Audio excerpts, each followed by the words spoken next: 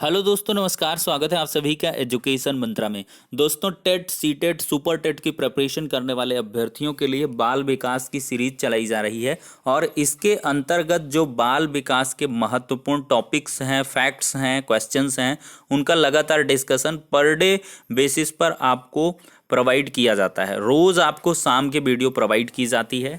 Time रहता है आपका 6 बजे से 8 बजे के बीच, कभी भी आपको वीडियो मिल सकती है। तो चलिए दोस्तों, आज के हमारे महत्वपूर्ण टॉपिक हैं स्मृति, विस्मृति और कल्पना। ये 3 टॉपिक पर डिस्कशन होगा और हर टॉपिक से 1 नंबर कंफर्म है।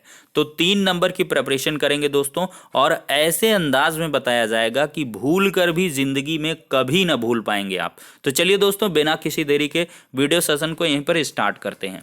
दोस्तों, सबसे पहले मैं स्मृति यानी कि मेमोरी को डिफाइन करूंगा। दोस्तों, अगर स्मृति की बात करें तो स्मृति एक मानसिक प्रक्रिया है। Memory is a mental process जिसके द्वारा मनुष्य अपने पूर्व अनुभवों को मानसिक संस्कारों के रूप में अपने अचेतन मन में संचित रखता है और आवश्यकता पड़ने पर अपनी वर्तमान चेतना में ले जाता है। तो आप लोग समझ सकते हैं दोस्तों, स्मृति के अंतर्गत हम क्या करेंगे, अपने अचेतन मन में डेटा को सेव कर लेंगे, ठीक है। और जब जरूरत पड़ेगी तो आवश्यकता पड़ने पर हम वर्तमान में चेतन अवस्था में उस सारे के सारे डेटा को ले आएंगे। तो यही कहलाता है मेमोरी। देखिए, मनोवैज्ञानिकों ने कुछ महत्वपूर्ण डेफिनेशन दी हैं। जैसे स्मृति सीखी हुई वस्तु का सीधा उपयोग है। अगर हमने किसी चीज को सीखा है, चाहे वो मोबाइल चलाना हो, चाहे कंप्यूटर चलाना हो, चाहे वीडियो एडिट करनी हो, चाहे वो क्रिकेट खेलना हो, चाहे वो भोजन पकाना हो, चाहे वो क्या कह लें, रसोइये में किसी भी प्रकार से चूल्हे को सेट करना हो, हर एक प्रोसेस को जिसको हमने सीखा है तो वो हमारे अनकॉन्शियस माइंड में चला जाता है। अगर उसका हम टेम्पोरेरली यूज़ नहीं करते हैं, बार बार फ्रिक्वेंटली यूज़ नहीं करते, तो हमारे अचेतन मन में चला जाता है। और देखिए, ये आवश्यक भी है। कोई भी चीज़ आप सीखें तो उसका भूलना भी उतना आवश्यक है जितना सीखना। अदरवाइज इतनी ज़्यादा चीज़ें जीवन में घटित रहती हैं, अगर सारे तथ्य एक साथ सामने आ जाए और सभी कभी भूले ही ना, तो आपका दिमाग ही फट जाएगा, पागल की स्थिति में आ जाएंगे। तो इसी वजह से होता है कि बहुत सारी चीज़ें आप सीखते भी जाते हैं और भूलते भी जाते हैं। तो एक डेटाबेस बन जाता है। लेकिन हाँ, कोई चीज़ अगर आप रिकॉल करते हैं तो वो रिकॉल हो जानी चाहिए, ठीक है दोस्तों। तो स्मृति क्या है? Memory is the direct use of what is learned. जो भी सीखा गया है उसका प्रत्यक्ष उपयोग है मेमोरी, यानी कि स्मृति। ये कथन है वुडवर्थ का। चलिए दोस्तों, नेक्स्ट डेफिनेशन की ओर बढ़ते हैं। स्मृति से तात्पर्य है अतीत की घटनाओं के अनुभव की कल्पना करना। जी हाँ दोस्तों, जो हमारे पहले घटनाएं घटित हुई हैं उनकी हम इमेजिनेशन करेंगे, कल्पना करेंगे और इस तथ्य को पहचान लेंगे कि ये अतीतकालीन अनुभव है। और इस तथ्य से भी हम वाकिफ हों कि हाँ, ये पहले घटित हुआ है, मेरे जीवन के साथ घटित हुआ है, या फला जगह पर घटित हुआ है, या फला देश में घटित हुआ है। तो यही क्या है? मेमोरी है। यही क्या है? स्मृति है। चलिए दोस्तों, अब हम स्मृति के अंगों पर चर्चा करेंगे। पार्ट्स ऑफ मेमोरी, ये 1 नंबर का क्वेश्चन 100% कंफर्म है। इसको रट्टा मार लें दोस्तों, 100% कंफर्म क्वेश्चन यहीं से बनता है। पार्ट्स ऑफ मेमोरी पूछ लिया जाता है सीधे से। 4 ऑप्शन दे देगा, निम्नलिखित में से कौन स्मृति का अंग नहीं है? तो पहला सीखना, दूसरा धारणा, तीसरा पुनः स्मरण और चौथा पहचानना। तो जो स्मृति का और इसका एक प्रोस्पेक्टिव भी है। पहले लर्निंग होगी, फिर रिटेंशन होगा, फिर रिकॉल होगा और लास्ट में रिकॉग्निशन होगा। तभी जाके हम कहेंगे कि हाँ, ये स्मृति है। तो दोस्तों, सीखना क्या है? पहला चरण है। स्मृति का पहला चरण है कि किसी विषय वस्तु को स्मरण करने के लिए सबसे पहले हमें सीखना पड़ता है। इसलिए सीखने को स्मृति का पहला अंग कहा जाता है। बिना सीखे किसी भी विषय का स्मरण हम नहीं कर सकते हैं और बिना स्मरण के सीखना भी संभव नहीं है दोस्तों। अब धारणा क्या है, रिटेंशन क्या है? देखिए, धारणा से तात्पर्य सीखी गई वस्तु को मस्तिष्क के चेतन जगत में स्थापित करना है। देखिए, जब हम किसी कार्य को सीखते हैं तो उसकी छाप को चेतन मन में स्थापित करते हैं, फिर उसे अचेतन मन में स्थापित करते हैं ताकि वह आवश्यकता के समय चेतन में प्रयोग की जा सके। ठीक है दोस्तों। अब हम पुनः स्मरण पर चर्चा करेंगे। रिकॉल क्या है, व्हाट इज रिकॉल? तो देखिए रिकॉल पुनः स्मरण है। पुनः स्मरण स्मृति का तीसरा अंग है। पुनः स्मरण गत अनुभवों अथवा अधिगम को वर्तमान में पुनः उत्पादन करता है, रीजनरेट करता है। ठीक है, दूसरे शब्दों में अगर हम कहें तो पूर्व अनुभव अथवा सीखी गई बातों को अचेतन मन से चेतन मन में लाना ही पुनः स्मरण है। ठीक है दोस्तों, अब लास्ट स्टेप की ओर बढ़ते हैं, पहचानना। रिकॉग्निशन क्या है? देखिए स्मृति का चौथा अंग या चौथा चरण पहचानना है। पहचान से तात्पर्य है उस विषय वस्तु को ठीक ढंग से हम जानते हैं जिसे पूर्व समय में हमने धारण किया था। ठीक है, अतः अच्छी स्मृति वह मानी जाती है जिसमें सही ज्ञान का स्मरण किया जा सके। जैसे हम मसूरी गए थे या जापान गए थे, वहाँ के सभी अनुभव यदि हम आज भी दोहरा लेते हैं और वे सही निकलते हैं तो इसे पहचानना कहा जाता है। ठीक है दोस्तों, अब स्मृति के हम प्रकार देख लेते हैं, टाइप्स ऑफ मेमोरी। देखिए पहला है तात्कालिक स्मृति, जिसको कहते हैं इमीडिएट मेमोरी। देखिए तात्कालिक स्मृति को सांवेदिक या सेंसोरी मेमोरी भी कहते हैं।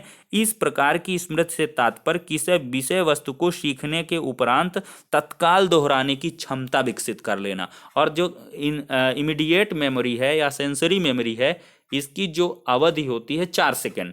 मतलब अगर कोई हमने चीज़ सीखी है, 4 सेकेंड का वक्त किया जाए, 4 सेकेंड के आप अगर अंतराल में 4 सेकेंड के बाद उसको दोहरा देते हैं तो ये तात्कालिक मेमोरी कही जाती है। अब परमानेंट मेमोरी क्या है, जिसको क्या कहते हैं, स्थायी मेमोरी। देखिए जब किसी व्यक्ति के मन में सीखे हुए तथ्य स्थायी रूप से धारण हो जाते हैं और उन्हें वह कभी नहीं भूलता तो ये स्थायी मेमोरी कहलाते हैं। ठीक है दोस्तों, जैसे आपको जिस दिन जॉब मिलती है, आपको जिस दिन नौकरी मिलेगी, वो इवेंट आप जिंदगी में कभी नहीं भूलोगे। ये एक स्थायी मेमोरी के तहत आपके दिमाग में डेटाबेस स्टोर हो जाता है, तो इसको कहते हैं परमानेंट मेमोरी। अब हम सक्रिय मेमोरी या एक्टिव मेमोरी के बारे में चर्चा करेंगे। देखिए एक्टिव मेमोरी क्या है? प्रयास करने पर सीखे हुए जो तथ्य हैं हमारी स्मृति में आते हैं, अर्थात उन्हें याद करने के लिए विशेष प्रयास करना पड़े तो ऐसी मेमोरी को क्या कहेंगे? सक्रिय मेमोरी कहेंगे। ठीक है, अब रटंत मेमोरी क्या है? Rote memory. देखिए इस प्रकार की स्मृति बालकों में पाई जाती है, छोटे छोटे बच्चों में पाई जाती है। बालक द्वारा किसी चीज को बिना सोचे समझे रट लेना, रट्टा मार लेना, ऐसी स्मृति को रटंत स्मृति कहते हैं। जैसे कविता याद करना, उसके भाव नहीं समझेगा, उसका मतलब नहीं समझेगा, डिट्टो याद कर लेगा, और इसको कहते हैं रट्टा मार प्रणाली, इसको कहते हैं रोट मेमोरी। चौथा है। अब पांचवा क्या है? निष्क्रिय मेमोरी या पैसिव मेमोरी कहते हैं। देखिए जब किसी प्रयास के से सीखा हुआ कोई तत्व हमें याद नहीं आता है, जब बिना किसी प्रयास के, ठीक है, तथ्य हमें याद आ जाता है तो ऐसी स्मृति निष्क्रिय स्मृति कहते हैं। ऐसी स्मृति का विशेष लक्ष्य नहीं होता। इसकी डेफिनेशन एक बार फिर मैं रिपीट करता हूँ। पैसिव मेमोरी क्या है? निष्क्रिय स्मृति, जब बिना किसी प्रयास के सीखा हुआ कोई तथ्य हमें याद आ जाता है तो ऐसी स्मृति निष्क्रिय स्मृति कहलाती है। ठीक है, मतलब कोई हमने प्रयास नहीं किया और सीखा हुआ तथ्य हमारे दिमाग में बार बार आ रहा है, तो ये पैसिव मेमोरी है। अब हम बात करेंगे मनोवैज्ञानिक स्मृति या साइकोलॉजिकल मेमोरी। देखिए जब किसी विधि के द्वारा कोई तत्व शीघ्रता से याद कर लिया जाता है और दोहराने की आवश्यकता नहीं होती है तो ऐसी स्मृति को मनोवैज्ञानिक या साइकोलॉजिकल मेमोरी कहते हैं। कोई ऐसा मेथड हो जो कोई तथ्य हमें शीघ्रता से याद करवा ले और इसमें दोहराने की आवश्यकता ना हो, जैसा कि हम पढ़ा रहे हैं कोई डेटा और आपको दोहराना ना पड़े, आपको एक बार पढ़ा दिया, बता दिया, समझा दिया, दोबारा आपको एकदम से समझ में आ जाए और आप उसको सकुशल समझा सके, तो ये मनोवैज्ञानिक मेमोरी है, आपकी साइकोलॉजिकल मेमोरी है, काफ़ी अच्छी मानी जाती है। की पॉइंट्स पर हम चर्चा करेंगे। यहाँ पर थोड़ा सा टी नहीं ऐड किया, कोई दिक्कत नहीं। अब यहाँ पर संवेदी मेमोरी, सेंसरी मेमोरी की बात करें तो इसकी जो कहें टाइम लेंथ होती 4 सेकेंड। अल्पकालिक memory, short term memory 20 second इसकी अवधि होती है। स्मृति की सर्वश्रेष्ठ प्रणाली की अगर हम बात करें तो पहचानना है, रिकॉग्निशन है। स्मृति पर सर्वप्रथम प्रयोग किसने किया, एक क्वेश्चन बनता है, तो एबिंगहास ने स्मृति यानी कि मेमोरी पर सबसे पहले प्रयोग किया था। अब हम थोड़ा सा और क्वेश्चन लेते हैं कि अच्छी स्मृति की विशेषताएं क्या हैं। देखिए, शीघ्र अधिगम हो, विस्मृति हो, शीघ्र स्मरण हो, विस्मृति भी, जी हाँ आप चौंक गए होंगे, विस्मृति भूलना, भाई भूलना भी जरूरी है। मैंने कहा अच्छी मेमोरी वही है जो भूल भी जाए, ये नहीं कि एक ही डेटाबेस बार बार रिपीट होता रहे, तो आप मानसिक रूप से कोई बीमारी है आपके। ठीक है दोस्तों, पुनः स्मरण में बाधा क्या है। देखिए, भय है, चिंता है, परेशानी है, कुंठा है, कोई मानसिक आघात है, ये सभी पुनः स्मरण में बाधा क्रिएट करते हैं दोस्तों। तो कुल मिलाकर इतना डेटा मैंने आपके साथ डिस्कस कर दिया गया है। अब स्मृति जो है के सारे तथ्य डिस्कस हो गए हैं। मैकडूगल की एक परिभाषा मैं यहाँ पे डिफाइन कर दूं।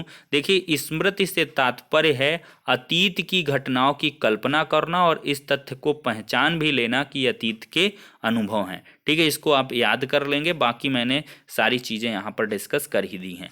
तो अब दोस्तों यहाँ पर हम केवल स्मृति को डिस्कस किए हैं। 10 मिनट का वीडियो है, चूंकि ज़्यादा लंबा वीडियो होता है तो इरिटेटिंग लगने लगता है आपको। बस स्मृति बस को हमने आज 1 नंबर आपका पक्का कर दिया।